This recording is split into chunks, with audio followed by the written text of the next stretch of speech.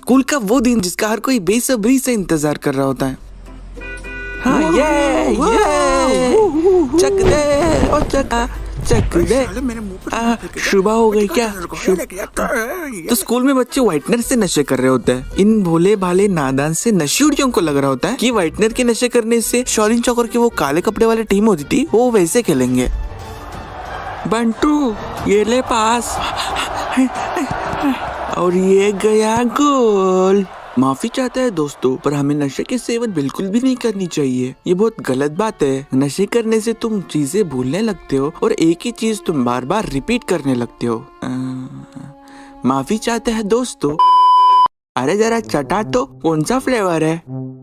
तू रिकॉर्ड तो नहीं कर रहा ना? नहीं तो। और वहाँ पे रेफरी का कुछ अलग ही सीन चल रहा होता है। वो किसी फालतू के फाउल से गिना रहा होता है।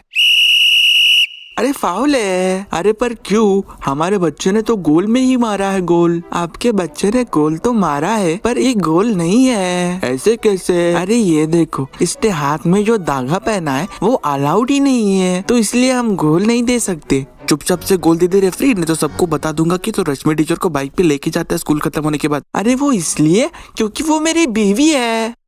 हाँ पर बाइक पे तो लेके जाता है ना। स्पोर्ट्स डे के दिन सब कुछ प्लान करा होता है पर कोई भी चीज प्लान के हिसाब से नहीं हो रही होती है। आधे बच्चे तो आज के दिन भी लेट आ रहे होते हैं और वो गुब्बारे भी किसी बिजली के तार पे जाके चिपके होते हैं। अरे बाप रे, अब फिर से गुब्बारे फुलाने पड़ेंगे। और वो चीफ गेस्ट जो हर साल आके एक ही स्पीच दे रहा होता है और फिर भी अपनी वो पर्ची निकाल के स्पीच दे रहा होता है। Ladies and gentleman, eastern students and disgusting students, welcome to our annual day of filled with excitement. ये क्या लिखा है? सर स्पोर्ट्स डे है, स्पोर्ट्स डे। वो मन ही मन में सोच रहा होता है कि यार जल्दी से ये खत्म कर देता हूँ, फिर घर जाके तारक मेहता का उल्टा चश्मा भी देखना रिपीट टेलीकास्ट। पता नहीं इनको स्कूल में आने के पैसे वैसे मिलते हैं या फिर ऐसे ही उनको उठा के लेके आते हैं। अरे कहाँ लेके जा रहे हो? अरे चप्पल तो पहनने दो। Types of people on sports day. चलिए जानते हैं कि इस दिन के बारे में लोगों को क्या राय है। तो बताए कि हमारे नेशनल स्पोर्ट्स का क्या नाम है? जी वो क्या कहते हैं कि आज वो मुझे पता था पर वो सुबह मैंने बादाम नहीं खाया ना, इसीलिए याद नहीं आ रहा है। तो चलिए बढ़ते हैं अगले कंटेस्टेंट की ओर।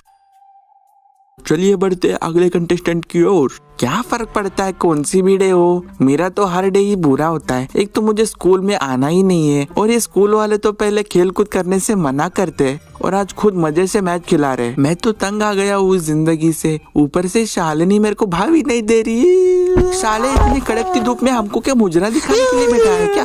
अच्छा वो मम्मी ने रसना की पूरी बोतल भर के दी है। आप पियेंगे क्या? एक तो इतनी कड़कती धूप में प्यास लगी होती है और प्यास बुझाने के लिए एक ही नल होता है जहाँ पे पूरी भीड़ लगी होती है। वहाँ पे जाने के बाद भी प्यास नहीं बुझती क्योंकि जैसे ही नल खोलते ही पूरा आदमी भीग जाता है। स्पोर्ट्स डे के दिन अगर सबसे ज्यादा किसी की इज्जत होती है तो होती है पीटी सर की। पर हमारे यहाँ पे ऐसा बिल्कुल भी नहीं था। The ultimate Tambodi sir. पता नहीं स्कूल की सारी जिम्मेदारी वो अपने सीने पे लेके घूमता था। सारी स्कूल की जिम्मेदारी अब मेरे सीने पे है। बच्चों को नाचना भी यही सिखा रहा है, गाना गाने भी यही सिखा रहा है, पढ़ाई छोड़ के बाकी सब चीजें ही सिखाता था वो। सच बता रहा हूँ, एक परफेक्ट विलेन बनने की सारी खूबियां उसमें थी। तो पहले तो हर एक गेम के लिए एक लीडर चुना जाता था। तो ऐसा है कि मैं अपने कच्चे में कुछ भी छुपा के ले जा सकता हूँ, जैसे कि स्क्रू ड्राइवर, एक हथौड़ा, एक बड़ी सी। पता नहीं क्यों मैं अपने कच्चे में ऐसी चीजें रख के ऐसे काम करता ही क्यों। तो आधे से ज्यादा तो अपने करीबों को लेके टीम बना रहे होते हैं। राजेश तू आजा, राहुल तू भी आजा, रोनी तू भी आजा। इसका मतलब ये नहीं है कि तू मुझसे अच्छा खेलता है बस इसलिए क्योंकि तू मेरा दोस्त है। तुम्हें उस गेम के रूल्स एंड रेगुलेशंस और उस गेम का स्पेलिंग या फिर उस गेम को कैसे खेलते हैं ये पता हो या ना हो, तुम्हें बस एक घुसड़नी मारनी आनी चाहिए और उस टीम लीडर से अच्छे संबंध।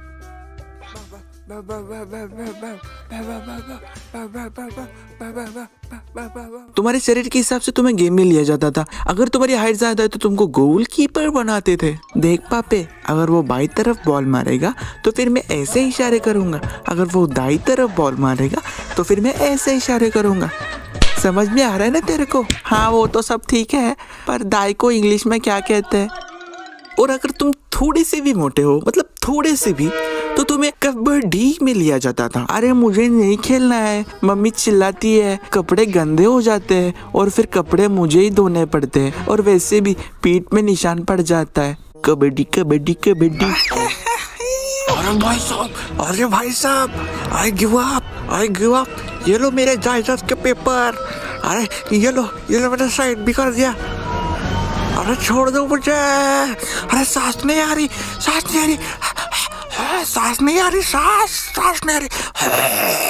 ऐसे में एक बच्चा भगते भगते आता है जिसके हाथ पे एक बॉक्स होता है जिसमें एक पतली सी बैंडेज जो चिपक नहीं रही होती है, उसको चिपकाने के लिए एक अलग से बैंडेज मंगवानी पड़ती है और एक डेटॉल की बॉटल क्योंकि मामा ने डेटॉल का धुला और कुछ पेन किलर्स की गोलियां जो 10 साल पहले ही एक्सपायर हो चुकी होती है। क्या हुआ मैं ठीक तो हो जाऊंगा ना।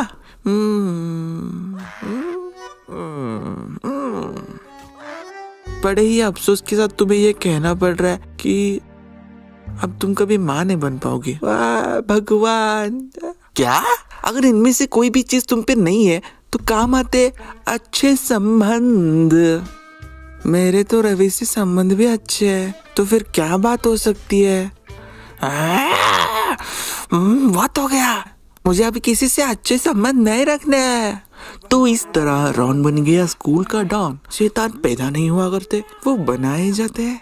अरे ये कौन सी स्क्रिप्ट है भाई, अच्छी वाली स्क्रिप्ट तो लगाओ। बच्चों में अलग ही जोश होता है, जवानी का खून जिसे हर चीज करनी होती है। ये आगे कौन खेलेगा? मैं खेलूंगा। तो ये गोलकीपर कौन बनेगा? मैं बनूंगा। अबे तू क्या ड्रीम 11? और ये कट। और जो बच्चे सेलेक्ट हो चुके हैं वो अकेले में प्रैक्टिस कर रहे हैं, पता नहीं क्यों।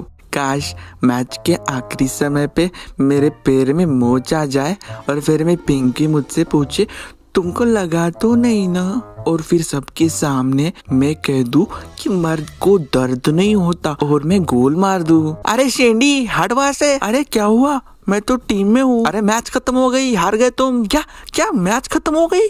सारे बच्चे मजे में होते और एक तरफ होते हो तुम जिसको किसी ने भी टीम में लेने की हिम्मत नहीं दिखाई होती है, सिवाय उस बंदे को जो तुमको पसंद नहीं है, जिसे सिर्फ फुद्दू गेम्स की कैप्टनसी मिली होती है, जैसे कि वॉलीबॉल और खो खो। और अब तुम कुछ कर नहीं सकती इसलिए डिसाइड करते हो छाव में बैठने का, क्योंकि तुम्हारे ग्राउंड में से तो भाप निकल रही होती है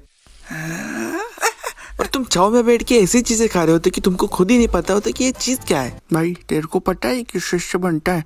नहीं पता।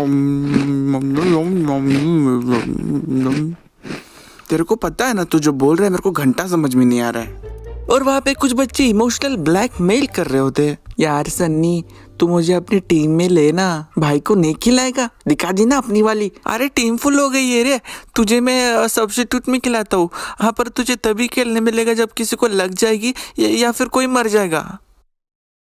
टीम फुल हो गई है। हमारे स्कूल के सामने कच्ची सड़क थी, पता नहीं कौन से जमाने में कौन से मजदूरों ने ये सड़क आधी अधूरी बना के छोड़ दी थी। तो इस सड़क पे हमें 100 और 200 मीटर की दौड़ कराने ले जाते थे। वो सड़क इतनी घटिया थी कि आधे बच्चे तो मैच शुरू होने से पहले ही हार जाते थे। इससे अच्छा मैं तो कबड्डी खेल लेता। एक तो तुम हर बच्चों का अपने आप से कंपेयर कर रहे होते हो। ये मुझसे अच्छा दिखता है, इसकी तो हाइट भी मुझसे ज्यादा है। ओ भाई इसकी तो बॉडी भी मुझसे, खैर बॉडी तो मेरे पास है ही नहीं, इसके पास तो बंदी भी है। इन्हीं सब चीजों से तुम्हारा खुद पर से कॉन्फिडेंस गिर जाता है। एक तो तुम पे मैच का इतना प्रेशर होता है, ऊपर से तुमको मूतने लगाया होता है और तुम फालतू की चीजें सोच रहे होते हो। जैसे कि अगर पिंकी तुमको ये पूछे ही ना और तुम फिर ये डायलॉग बोलो ही ना तो फिर तुम मैच जिता पाओगे या नहीं। फिर यही चीज सोच के तुम रो रहे होते हो, सब ठीक हो जाएगा। सो आ गई। तुम्हें सबसे ज्यादा बुरा तब लगता है जब तुम्हारी टीम हार जाती है, और वो भी उस टीम से जिस टीम को तुमने बहुत हल्के में ले रखा होता है। देखो ये बहुत छोटे बच्चे, उल्टा हमको थोड़ा आराम से खेलना पड़ेगा क्योंकि ऑडियंस को भी तो लगे कि बहुत टक्कर भरा मुकाबला चल रहा है। अरे ये क्या, ये तो शुरू होते ही गोल मार दिया इसने। अरे ये मैच खत्म। और मैच खत्म होने पर जीती हुई टीम और उनके सपोर्टर्स सब मिलके एक ही गाना गा रहे होते हैं।